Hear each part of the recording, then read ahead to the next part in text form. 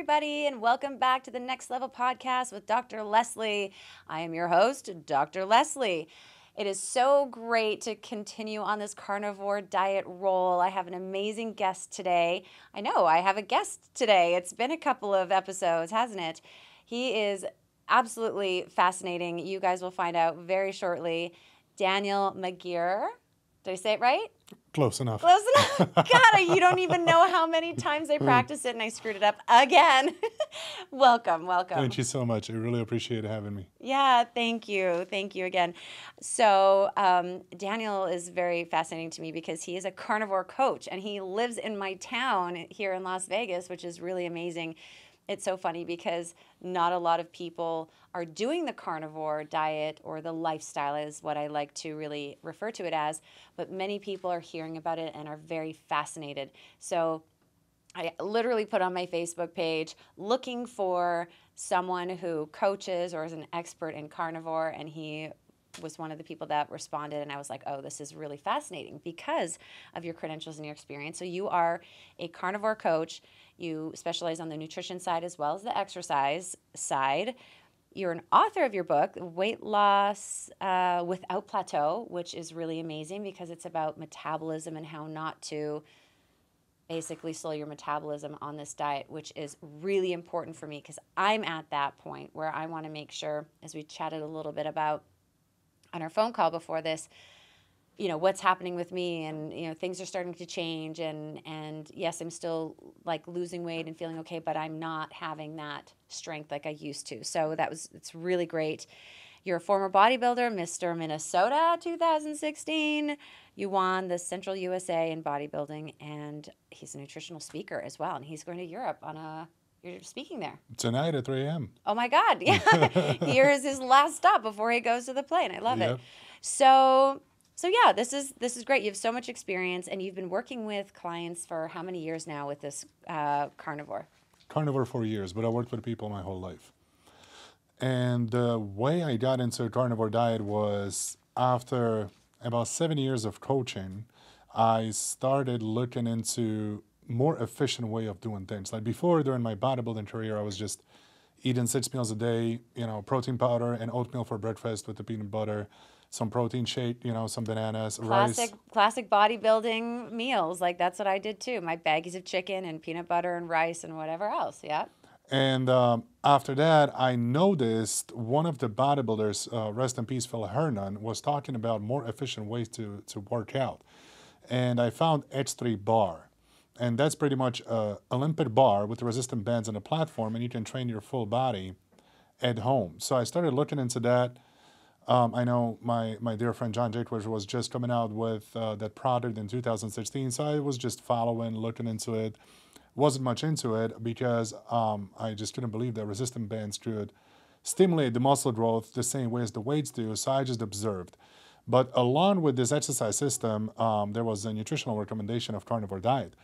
And that, of course, as to everybody, it really seems strange to me that you should only eat animal products.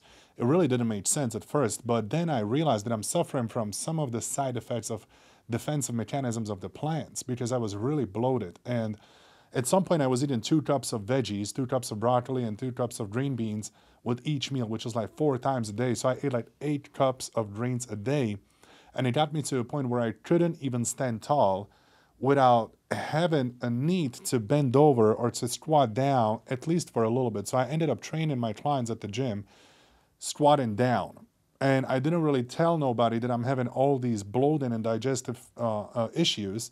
And I couldn't really talk to anybody about it because at that time when I spoke to people who supposedly knew nutrition, they told me, oh yeah, you need more fiber. I'm like, how much more fiber can I eat? Like, really? I'm eating 8 cups of veggies a day and I can't stand tall. So I ended up not going to carnivore, but I ended up but I ended up cutting the veggies out. And it took me good 90 days to get my digestion back. And once when I got it back and I got the bloating under control, and my stomach was, I'm not kidding, it was literally out here. I've been there. Same. Mm-hmm. And the body fat wasn't even that high at that time. So I'm looking at my stomach, it's literally sticking out here. I'm eating my veggies, I'm eating my rice, my protein. I can't figure out what's really going on, and there's no one to give advice around me on what's really going on. So I found this carnivore diet talking about the defensive mechanisms of the plants. Dr. Sean Baker was just coming out with his information. So he was very interesting to me because I think he was just doing some London Real podcast and Joe Rogan's podcast, and I listened to his information. I was trying to relate my situation to what he was describing. I found it very similar. So I cut out the veggies and I started looking more into the carnivore diet. And it took me good 3 years to convince myself to get on it. Like, I didn't just jump on it. Was doing my research slowly because I had a lot of responsibility for all the clients that I coach. Because I knew if I found a better way, I'm going to pass that better way onto the people I coach. Absolutely. I just have to make sure that that better way is absolutely flawless and perfect because I want to deliver my clients the best service that I possibly can. So I didn't really pull the trigger on the carnivore diet until I made really sure that it's good. So I gave it some trials myself. I did it for about first 30 to 60 days. And the first thing I noticed, my psoriasis was gone. So within about 60 days, first 2 months on carnivore diet, my psoriasis was gone because it comes out right here on the nose and right here in between my eyes. And then I looked at my wife and I told her, like, hey, we need to get you on a carnivore diet because you have Crohn's disease. And that's it's an inflammatory bowel disease and it's an autoimmune disease. So we got her on a carnivore diet and her Crohn's disease actually got in a state of remission. Like, her CRP dropped below 0.5 milligram. My brother is the same. His girlfriend, Crohn's disease, she's been on this for 4 months now. It's gone. Like, it's insane. The diet is so, so important, and the research is supporting that as well. It's amazing. So when we saw the results, we were blown away because we were doing everything that we were recommended. We did all the doctor's protocols. We did our veggies and fruits and grains and everything that she was recommended by her gastroenterologist. And we did the 40 mcgs of Humira every other week, and nothing ever helped. She always had the flare-ups. And when she's still on medication? No. Yeah. And when you see those flare-ups of the people that you love and you see them in pain and cramps and vomiting and everything that comes with the Crohn flare-up, it's really bad. Only answer we were getting was that she has a full right to feel like that because she has Crohn's. So we were just not willing to accept that fact. And we made nutritional changes. And the funny thing is, after we made those nutritional changes and we came back to the gastroenterologist and we told him, like, hey, we made these nutritional changes and her digestive system got better, her blood work got better, her Crohn's in a state of remission, they didn't really want to talk about it. That was the tricky thing. I'm like, hold on, you really don't want to talk about it. We got something that really helped us, and why don't you want to discuss it? Because it is not supported by the pharmaceutical interest, in my opinion. So pretty much she got better. That's the only thing that matters to us. She feels a lot better now. And can I ask you, when you were going through your bloated belly, so that's how I felt too. I mean, dairy did it to me, but also it was the same thing. It was almost like the stars had to align and everything had to be just perfect for me to have that day where my stomach would just be flat or concave like it's naturally now. For me, I remember there would be like these events that I'd be planning to go to, like where I need to wear a gown and I have to be all slim and not have any water retention or anything, and my gut couldn't be sticking out. I would just be praying. I'm like, I hope one of those miraculous days where I don't have this fatigue and this bloating interferes with that day. But I wanted to know, how much with this bloating did you also have fatigue that you felt like it was associated? It was insane. Right. Yeah, I mean, you sleep 9 hours. You wake up at 7 a.m. By 10 a.m. you need another nap. Right. Like the fatigue and a brain fog, it literally felt like I just opened up my head, put the brain on a pan, fried it a little bit, and put it back in. And exactly, and it's so funny because you said this. You said the brain fog and the mental clarity. I've been literally talking so much about the importance of our mental clarity. The podcast, so you know a little bit more of the background. My podcast started as sort of an empowerment and talking about people's rise from their difficult times in life and their challenges, and because I went through a very challenging point in my life too. And it really evolved, and I fascinated and focused on mental wellness, not necessarily mental illness, so that can be a piece of it, but mental wellness. We can't manifest our best life, our wealthiest, happiest, vital, ageless, most beautiful, all the things. I want all of us to have all the things if our mind isn't working properly. And it starts in our gut. And we know that. And so for you to have literally, without any prompt, say the brain fog before was as such. That's so true. The diet that we are being told to have, and that I was as a medical professional, a doctor in nursing practice, coach for 10 years of medical education, plus all of the years of practice in between, to share with people is actually causing brain fog, not the opposite. So, what do you feel now in terms of your brain fog now that you're on the carnivore? So it's a day and night difference because when you are literally exhausted and you can't help yourself, like the last thing you're really thinking about is nutrition when you're not educated in nutrition aspect. So you're looking for answers everywhere else and you try to caffeinate yourself more. You're trying to drink more energy drinks, which are just tremendously horrible for your heart. So right now it's all gone. I mean, I wake up at 6 a.m. and at 6:15 a.m. I can talk to the president. Easy, easy. Like I'm on immediately. I have my phone calls from 7 a.m. till noon, pretty much nonstop. At noon, I work out, and then after that, I'm having my phone calls, consultations with my clients from like 1 p.m. till 8 p.m. And I do a lot of stuff in between, and I run around, and I never feel lack of energy. It is incredible. Isn't Like the it? performance that you can put out mentally and physically is really awesome. And I'm not sore because I train pretty hard every single day.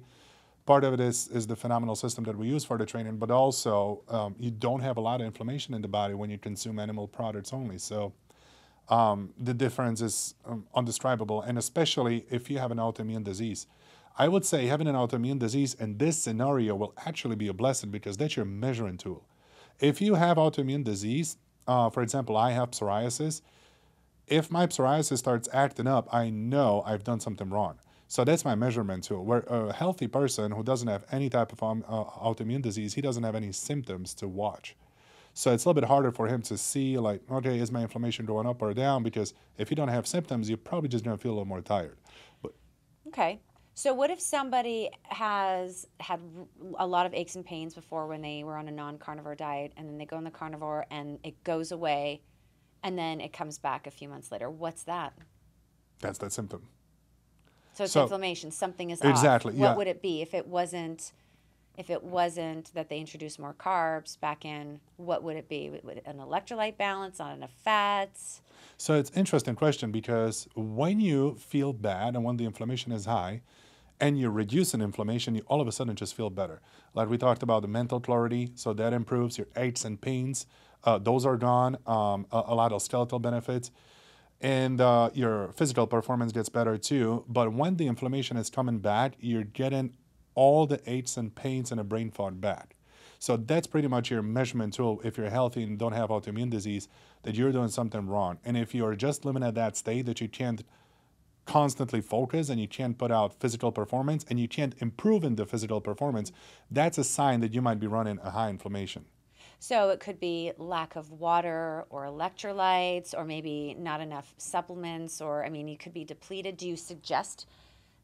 I mean, what would be if someone came to you with that type of situation? What would you suggest might be the cause of that? So they're probably coming from the environment where they consume a lot of sugar, alcohol, grains, uh, plants in general. And once when they eliminate those and they replace it for the animal products, that's when the inflammation starts dropping. They start feeling better. So pretty much nutritional change is number one thing. When you're feeling aches and pains as a healthy person without autoimmune disease, almost everybody feels better in the aches and pain department on a carnivore diet. That's what I experienced. Yeah, okay. So like for me, my situation, I've been in on the carnivore for many months now. I was doing really well. I mean, everybody knows multiple times over all of the amazing benefits I've had from it and continuing to have. I started having a little bit more aches and pains back. I I think I was telling you this, that I wasn't drinking enough water. I don't think I was drinking enough, getting enough salt, because you kind of fall off the wagon a little bit sometimes. You're like, you're just kind of in the routine or whatever. I changed a little bit. I was having more of the little sausages in the bags, the keto that had no preservatives and whatnot, but it wasn't like my regular bacon, eggs, and steak and these hearty ribs I used to get in LA, which I don't go to LA anymore, with tons of beautiful fat on it. So my thought process is it was either lack of fluid and the electrolytes, or possibly the fat. Gotcha. I never experienced pains like that. I used to have muscle pain, muscle cramps. Yeah, see, I didn't. Lana had muscle cramps. She actually texted me a couple nights ago. She's like, literally my toes are curled. Like, which toes? Because she cut out sugar. You can share that story in a minute. But for me, you know what? It could even be just my training, because I told you I'm a Argentine tango champion now. Congrats. Thank you. And so I was really, really in a calorie deficit and really, really exercising more. And I did switch to sparkling bubbly water instead of my regular water. So I was probably incredibly dehydrated, I'm sure, which played a role into it, and just not eating my regular meals that were hearty with fat. So the cramps are pretty interesting, because sometimes it's not just about electrolyte deficiency. Sometimes cramps are about lack of insulin spike. So when you don't have enough insulin, you don't have enough ways to pretty much store those electrolytes in the right places. To me, I was consuming a lot of electrolytes, and those cramps didn't go away until I created a bigger insulin spike.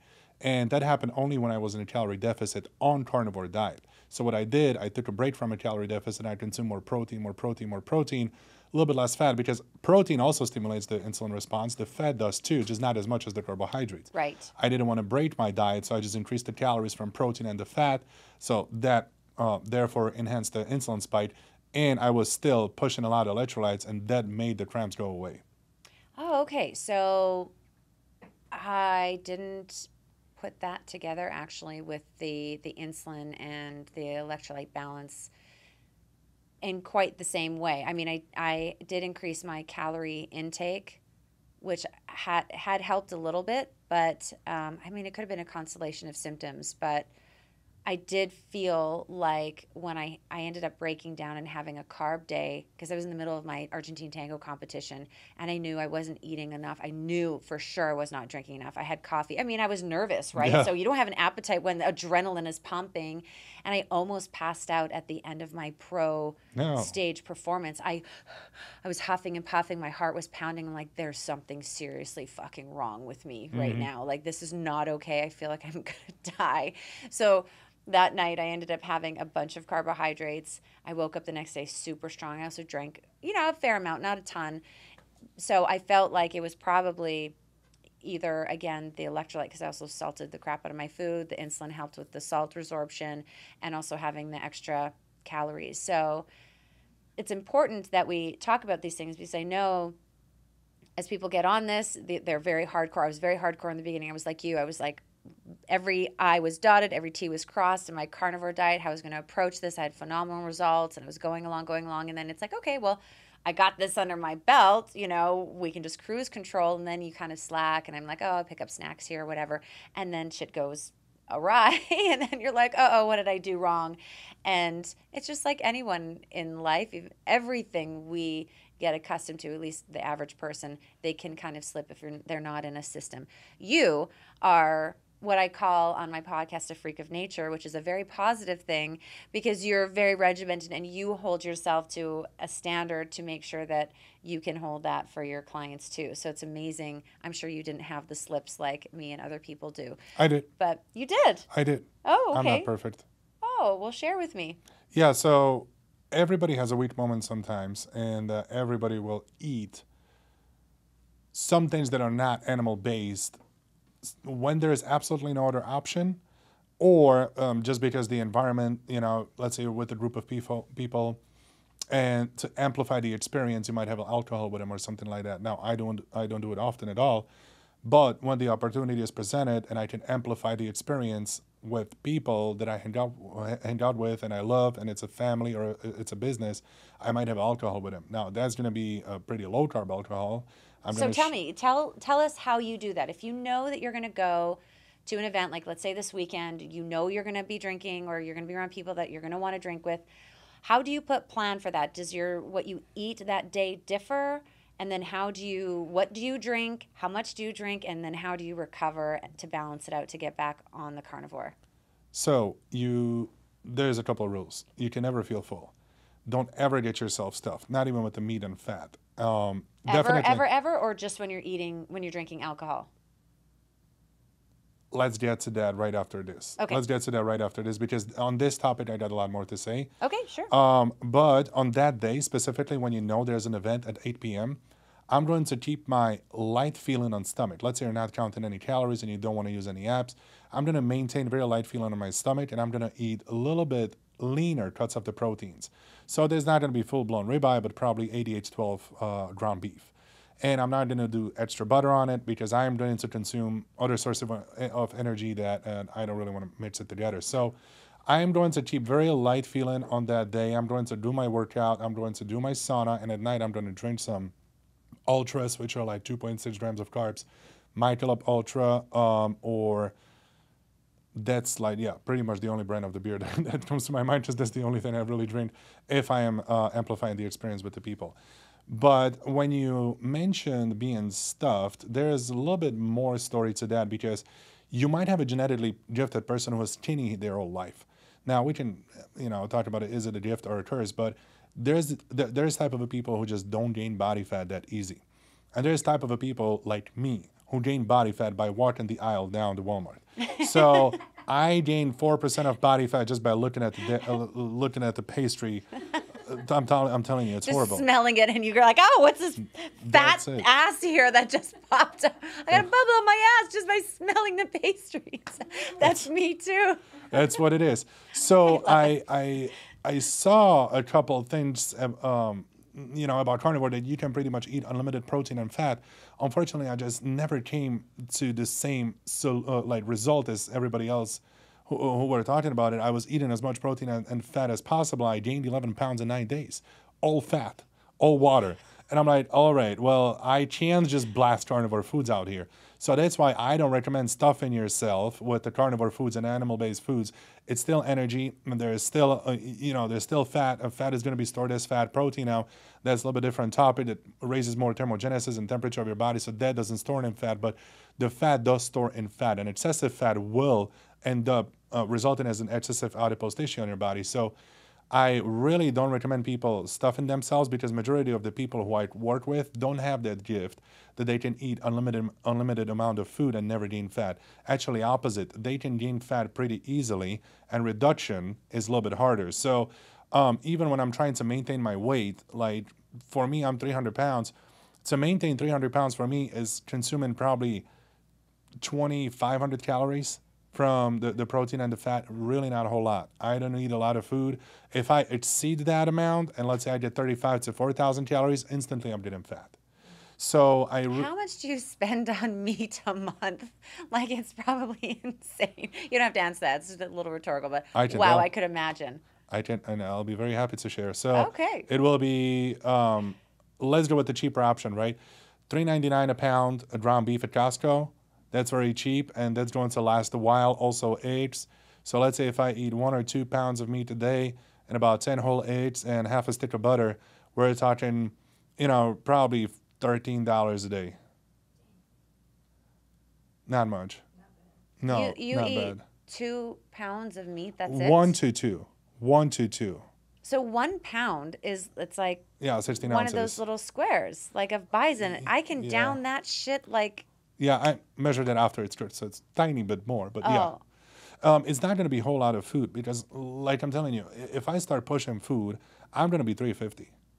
I know that for the fact. So your base metabolic rate is low then. So according to the calculation, it's pretty normal. It's at 2,700. But not everything works according to the basal metabolic rate, calculations, how much you're supposed to eat, calorie surplus, deficit. 10 eggs, 2 pounds of ground beef, and half a stick of butter that's not a lot of calories at all. It's not a lot of food at all. Yep. That's what you eat every day? Yes. Oh my God. And I maintain weight on it. I maintain. You maintain your weight of 300 pounds? Yes. I'm like less than half your weight, and I can down that shit. I'm confused. No, I really am. And I have a slow metabolism. Wow, okay. So, interesting. That's fascinating to me. I'm coming from a family background where pretty much the whole family has an excessive body fat issue. Like, if we don't watch ourselves, we're going to blow up fat. Like, that's very rare to have someone who really does have that genetic predisposition to being overweight or obese. Most people don't have that. They claim we're just big boned but actually you are one of those people in your family that actually has that rare predisposition, I guess. Yes. And I mean, it's clear because I literally could eat about the same as much as you. Well, maybe not the 10 eggs. That's a little bit more than what I can eat. But I mean, that's on a good day, I could totally down that. well, when I've done 6,000 calories of carnivore food for the 9 days, I gained 11 pounds.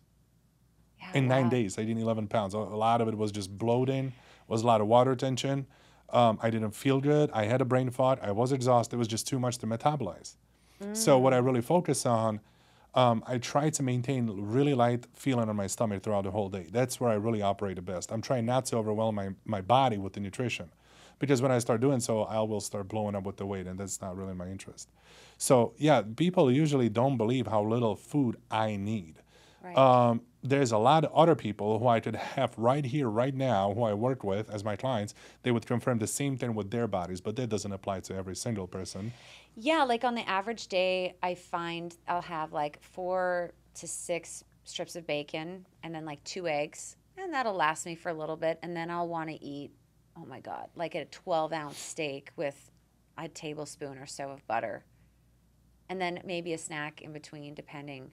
I don't know. I don't count calories. I go by what Hmm. my body feels, but I also, what I want to consume also fluctuates day. I really trust my body now. Before I didn't trust it fucking at all. It's like, no, we were at odds. This is partly why I wanted to go on this carnivore. I wanted to have harmony and peace like I have in every Yeah. other area of my life. My mind, I wanted to be calm. I have great relationships. Things are going well. Just like my body, I just felt like I was fighting it all the time with the sugar monster that would come out. So it's very interesting because I sometimes I'll fast, sometimes I don't. I wanted to ask you, so just to sum up, so when you have your alcohol day, you do a low carb beer, you keep it under 10 grams of carbs, it I sounds don't like? count. You don't count. You just keep yourself light. You don't eat a lot of fat because obviously we all know from my other podcasts, fat and sugar is like literally death. So you choose a leaner kind of meat. Okay. Um, I also wanted to circle back to actually the metabolism. I want to make sure we get a really good amount of time for this before we circle back to the other things. So, how do we not lower our metabolism when we're on this diet? You can be in a calorie deficit every single day. So metabolism is really adjustable. When you start starving the body, the nature of the body is to match the calorie intake, so it will try to lower its basal metabolic rate. You know, your vital organs and everything that comes under the basal metabolic rate, the body will try to slow down the entire basal metabolic rate because you're not consuming sufficient amount of energy. So in order to preserve itself, in order for the body not to fall apart and pretty much die, it will try to slow down the energy expenditure. So therefore, the metabolism goes down and goes slower. Now, you might have a really good onset with the aggressive deficit. Let's say you're a 300-pound man and you're trying to lose weight very quickly and you want to eat 1,000 calories every day. Well, you'll have aggressive onset. You'll probably drop down to 265 immediately, but then you hit the massive plateau. You're going to drop a lot of muscle. Basal metabolic rate will be slowed down, and there's nothing you can do to break that plateau because you're already eating very low every single day. Well, the only other step for you is to stop eating the next day, and you can start doing rolling 48-hour fasts. So the one day you eat, the next day you don't. One day you eat, the next day you don't. Yes, but where does that lead? You might shred extra 10 pounds. You're stuck at 255. Your goal is at 200. So you still got 55 pounds to go. You're not even halfway there. But now you're already not eating 4 days, 3 days out of a week. And you already feel miserable because that body is not at peace. And that's when the cortisol starts really rising, and the DHEA to cortisol ratio gets off. And pretty much what it signals in your blood work, it means that the body is more falling apart than it's building. It's being more catabolism than the anabolic. So when that happens, you feel really stressed out. And that's the state of your body where you don't want to be around your husband, or your husband is not going to want to be around you. Coworkers will hate you. You're Yeah. gonna flip out the person who pisses you off at the stoplight. You are the most angry person, and the only thing that goes through your mind is food. Is because you lowered your basal as much as possible. The body is in the state of stress. It is not willing to cooperate on your plan to drop down to 200 pounds, and it is making you feel it. And your ghrelin, which is the hunger hormone, is through the roof. So you're starving and you can't control it. There's only a few people who can go like this long term, but eventually everybody ends up in a sushi bar, entire freaking ordering entire menu 2 times. So people will just start binging and binging and binging, and they just eat bad. And then the guilt comes. So then you have the psychological issues. And then you just reset. You start them from Monday all over again. And then you go about another maybe 2-3 weeks on a calorie deficit. But the body is so stressed out from the slow metabolism and rolling 48-hour fast, and the cortisol is so high that eventually people just give up and they go back to their old eating habits and call it the whole weight loss quits. So that's why it's very important not to get the body in that state. What you want to do, you want to maintain the pace of the metabolism, not stress out the body by a deficit this much. And the way you do it, you throw in a couple days a week of sufficient amount of food. So we don't have to talk about calories. People who don't like to measure calories or use any apps, they can just go by the feeling. And pretty much what your goal is, on certain days, you deliver the body sufficient amount of food. What does that mean? They'll help me with that word. Society, what is that word? Society. No, society is satiety. Satiety, yes. Thank you so much. Good. I couldn't say your last name. You can't say satiety. I feel better now. I had the same thing with Dr. Sean Baker on the podcast. I just, that word is not my thing. Satiety. Yeah, we got to come up with a better word in English for that. We do. So, I love it. satiety. So make one up. Let's make one up. Lana, you'll come up with one by the end of the satiety. Sugar. Oh, sugar, there you go. So pretty much on those days, you want to get satiety. And on the days of a deficit, you feel slight hunger. Does that make sense? Yeah, so what ratio? How many days you feel satisfied or satiated, and how many days you have to feel hungry? Monday, Wednesday, Friday, you feel satiated. Tuesday, Thursday, weekends, you drop in a deficit. That's when you feel hunger towards the end of the day. And you stay in that state of hunger until the next day comes. And when the next day comes, there comes the satiation. Does that make sense? Yeah. So on the days that you are going to be hungry, when do you suggest someone stop eating? Doesn't really matter, because you can also do it this way. Let's say you have a busy day and you're a dinner person. I'm not really a dinner person. Some people are. Then you just feel hungry throughout the day. And then you get satiety at the end of the day. Or you can get lunch. This is more my style. And then I feel hungry towards the end of the day. And on top of it, I'm going to go to sauna. So I'm going to sweat out a lot of stuff, a lot of extra water retention, whatever came in the body throughout the day. And I'm going to go to bed at probably the same weight as I woke up. And next day, I'm hoping to wake up about half a pound, maybe a pound lighter than the day before. That's my approach. So on the low days, you feel hungry. Now, if we want to talk calories, I described it in my book. You consume about 400 or 500 below the basal metabolic rate.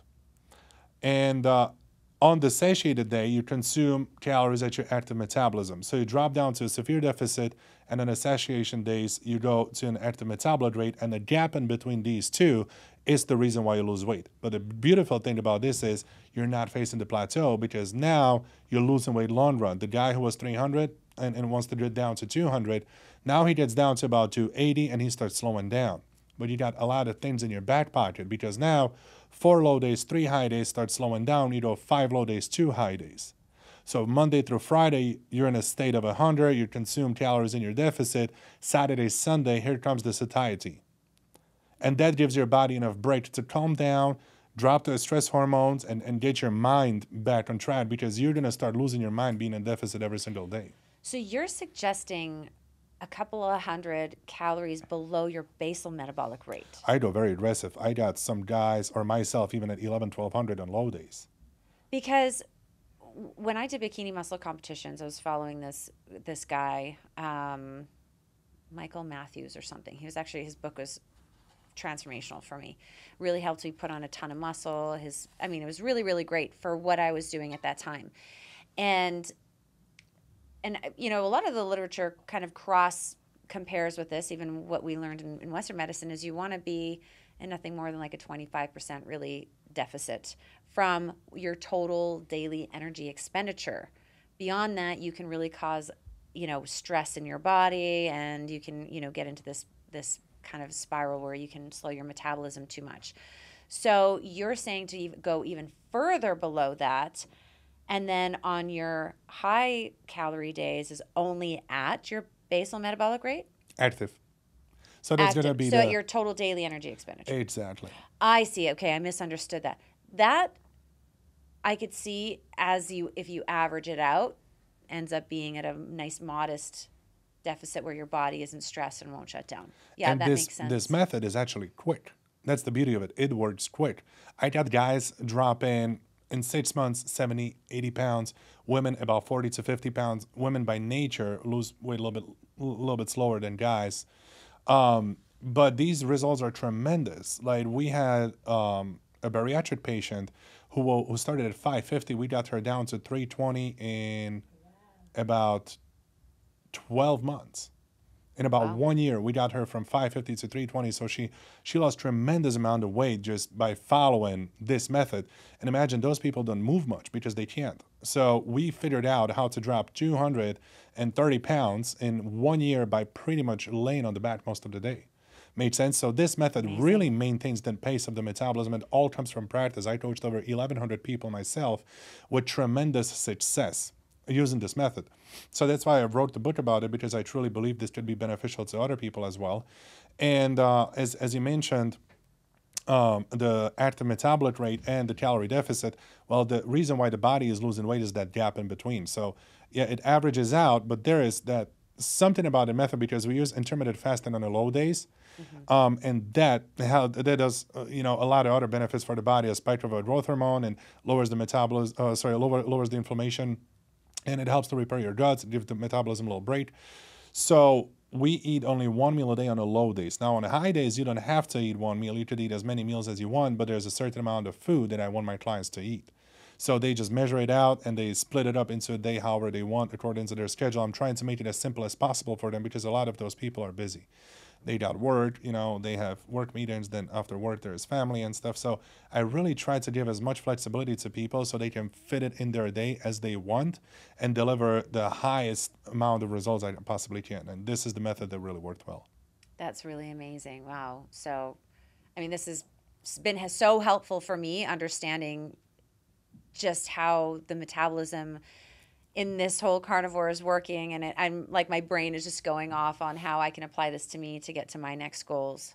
As you know, I'm going professional in tango, and I want to be able to tighten up and lean up and transform my body a little bit more, but don't want to have any of these lulls, which has happened before when I did ballet and tried starving myself. Didn't work very well.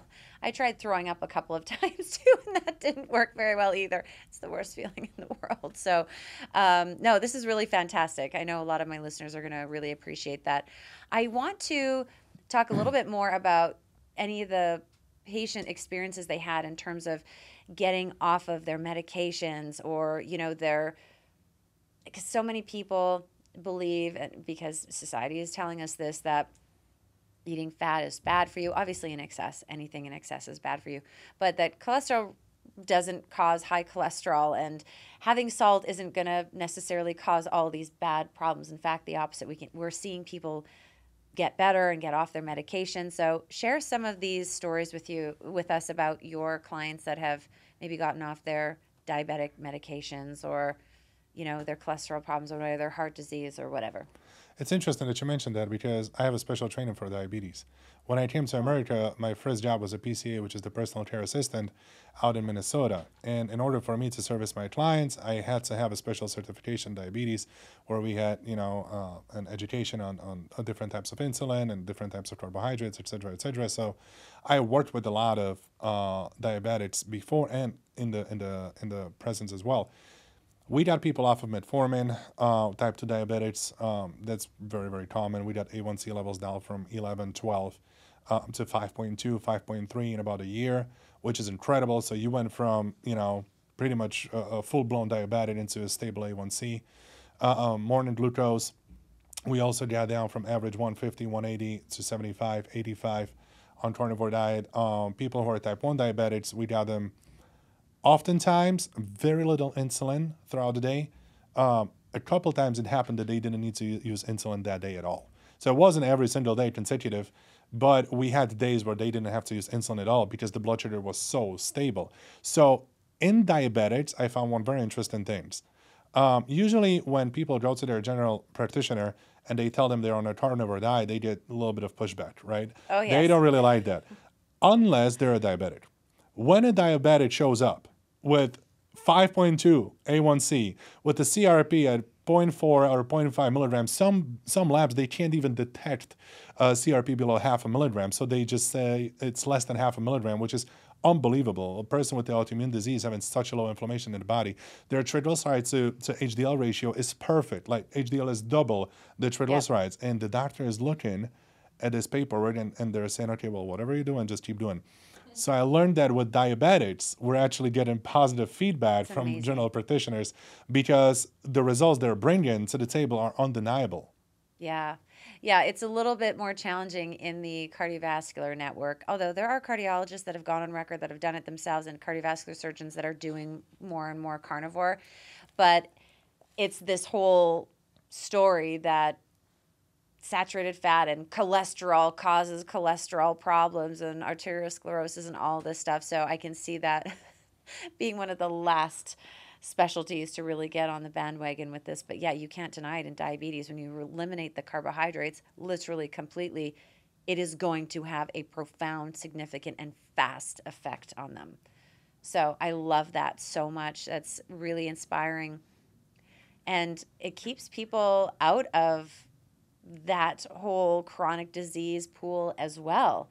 I mean, for me, I really want to live this way, being as vital and healthy and youthful and energized and no brain fog for as long as I possibly can. Everyone knows that I'm going to be 28 forever. I'm going to defy the aging process. And I really mean that. I totally believe it. This has been a very important piece of my plan for that because it's been totally transformational for me. So I want to not create any more problems for myself. And it's really important for me and for the clients that I see to do the same as what you did. I really want to learn about it, experiment with myself, share it, and then, have other people make decisions for themselves if it's going to be right for them. Have you seen that lady there was a picture of a lady, she was like 85 years old in front of the barn. And I know carnivore groups shared her picture. She was mostly animal-based her whole life. She's 85, and I'm telling you, she could go out on a date with a 50-year-old man. And they would be pretty proud walking her to the table. She was looking amazing. That's what I'm saying. Clean skin, lean body, decent musculature, beautiful in face. Yeah, she would be a good fit to date a 50-year-old man. Yeah, that's exactly right. I mean, it's not impossible. It's so funny because people think that I'm crazy. I mean, you have to be a little bit crazy to defy what society wants you to believe. But I mean, just in the short period of time that I've been on the carnivore diet, I have been transformed more than I ever have with anything else that I've done up until this point, and it's made me feel good on so many levels. Even my skin, my hormones are balancing so much that I didn't even expect was going to happen. So it's definitely in alignment, and I'm very much into manifestation or creation, right? And so when you set an intention and you believe that, you have the belief to support what you want, and you accept it and know it will come to you. And 100%. This was one of those. I was just like, no, I'm going to be 28 forever. I'm going to be ageless forever. I'm going to just live as long as I decide I want to live, and I'm going to feel this way. And I believe it. I know it. I want it. And this came into my life, and it has just wowed the shit out of me, and literally and figuratively. But that's a really important piece, a message I want to make sure everyone knows is I always want to be bringing back into creation and the intention and knowing that you have the power to create the life that you want when you set the intention, when you really want it, when you have the belief systems to support that, you follow it with the action, the acceptance, and the knowing, you can create anything that you want.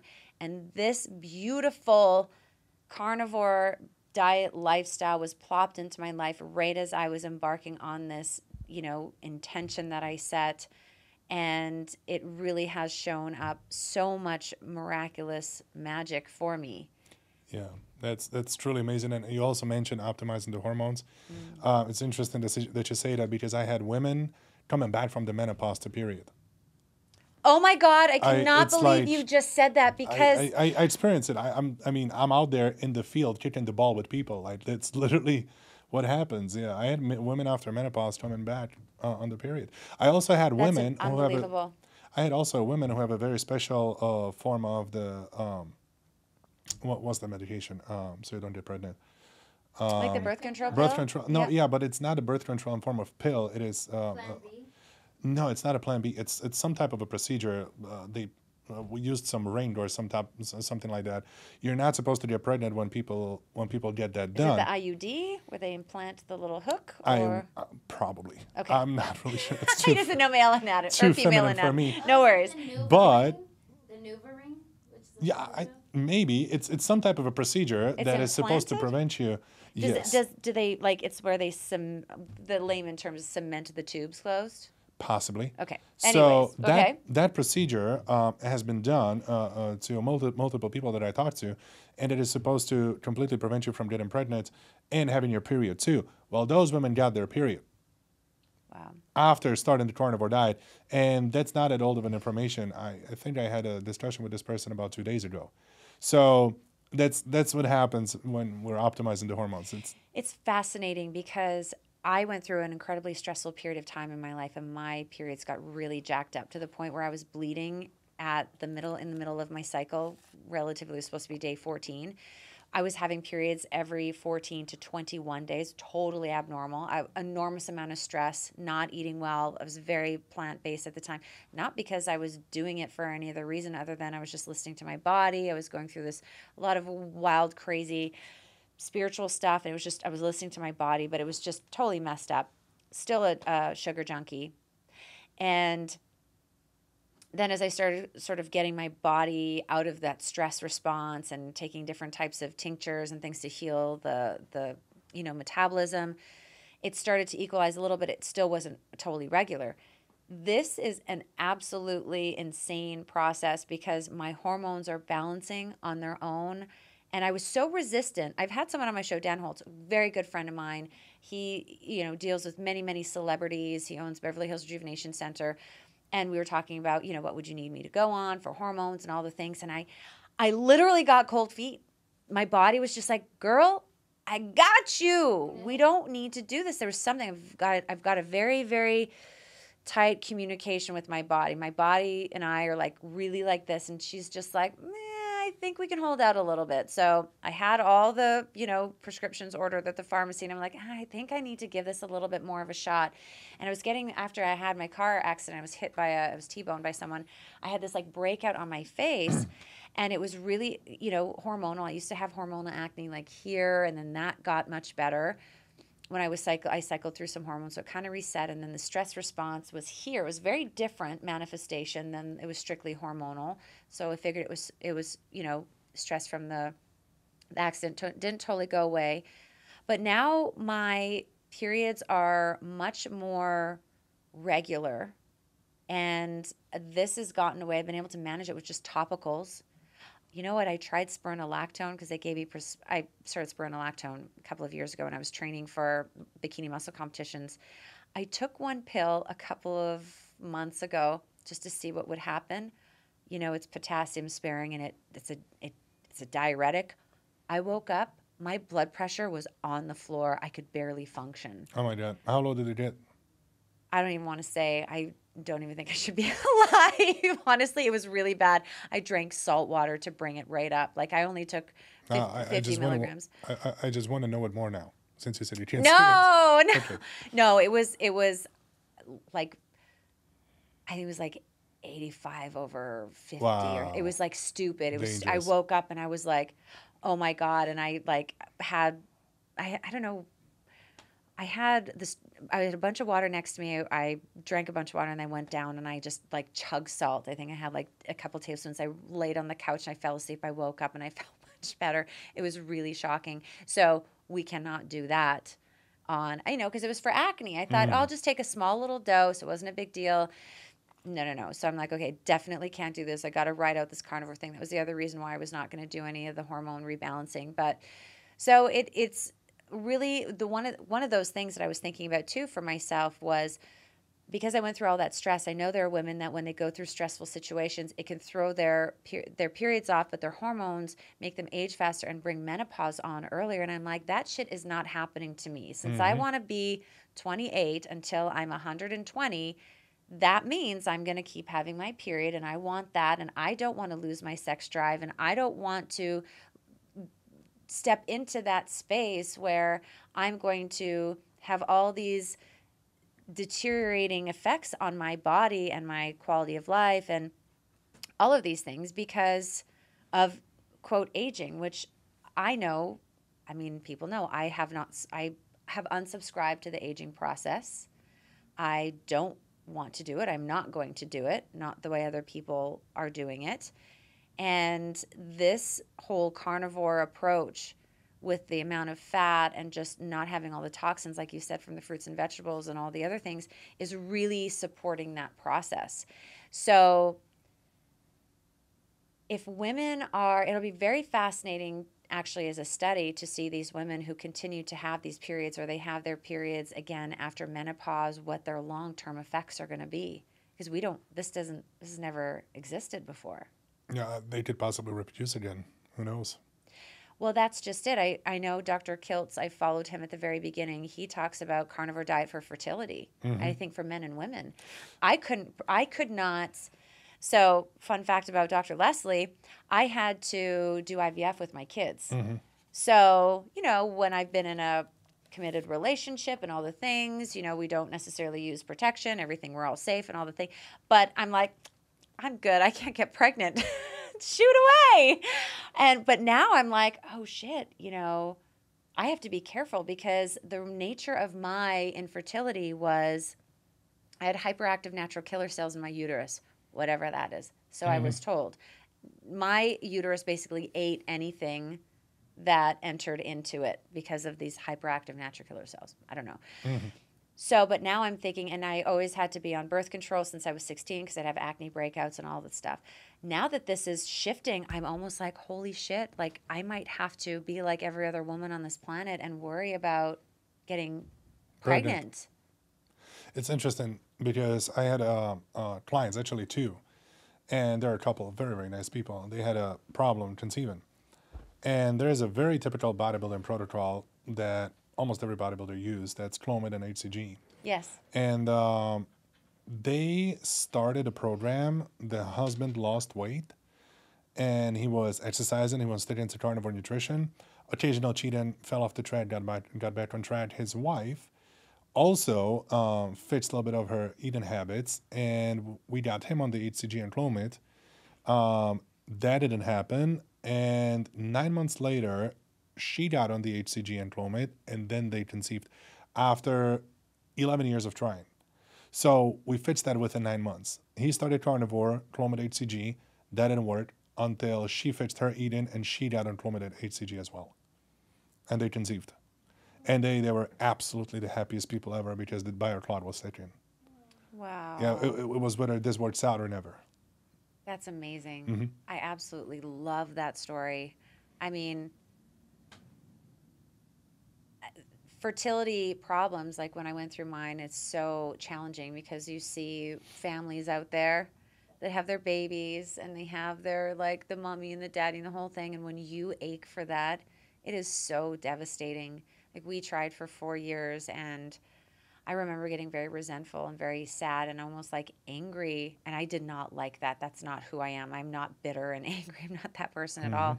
It's very painful when you want to conceive and have that family and you can't. So I truly believe you have to be in your prime if you're trying to reproduce, because when the body is in a state of inflammation, in the metabolic disease, your body fat is 35%, your muscle mass is very low, you probably have osteoporosis, aches everywhere, your skin looks like you're 75 but you're 45. Yeah, there's a very high chance that the body is not going to be in a state of reproduction. You should be in your prime. You should be the strongest, the leanest, the healthiest, with the low A1C, with the great insulin sensitivity, with the good physical performance. And in my opinion, that's really the best way to get to the process of getting pregnant. On that note of reproduction, I'm sure your guys talk to you very intimately about their physical problems. Have you ever had guys that have erectile dysfunction all of a sudden clear that up? Have you seen any connection with that?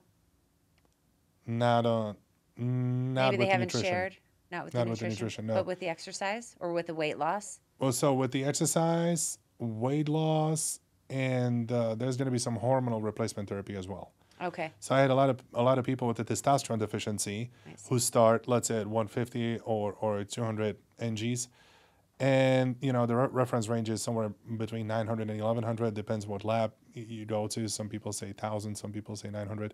So the range is up there. When people come to me with the very low testosterone, I see two things happen. Whether it's going to help them tremendously or nothing's going to happen at all. So I had, and it's really hard to say, this is very individual. Some people get their testosterone up just by exercising, but not all the way up to 1000. I see people going from 200 or 150 up to 500, 550. Or one case I really remember, the guy got to 739 from very low 200s. So there was incredible change because now he's at his optimal. And you certainly don't want to mess with the testosterone when you're at 739, and you don't want to do on a TRT at that point when you were successful at, raising it naturally. But some people just don't even get their testosterone up by switching to carnivore diet. I see more of that menstrual cycles coming back to women after menopause. I see that more often than guys raising the testosterone for whatever reason. Yeah, there are other factors that can gobble up the testosterone and cause that issue.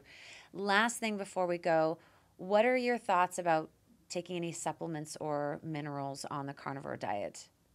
So one thing we use is the essential amino acid product called Fortigen on a low calorie days, because when you consume the 1000 to 1100 calories, you're not going to get sufficient amount of protein if you're a man 250 pounds. So in order to match the 1 gram of protein per pound of body weight, we use supplement called Fortigen, which is the essential amino acid that converts into a protein after you consume it. So it's only 4 calories, and it's going to give you equivalent to 50 grams of protein. So I usually use 1 or 2 scoops of the essential amino acids just so you can match the protein intake per day.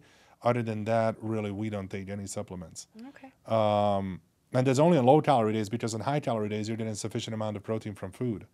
So I'm not really that big on supplements. Okay, great. I love it. Me either. Awesome. So thank you so much for being here. Where can everyone find your book? So on Amazon, Weight Loss Without Plateau. Okay, awesome. Thank you so much for being here. Thank you so this much. is so awesome. I can't wait to take all this information and apply it to my life. Woo, I'm so excited. Really appreciate being here. Yeah, my pleasure. All right, guys, until next time.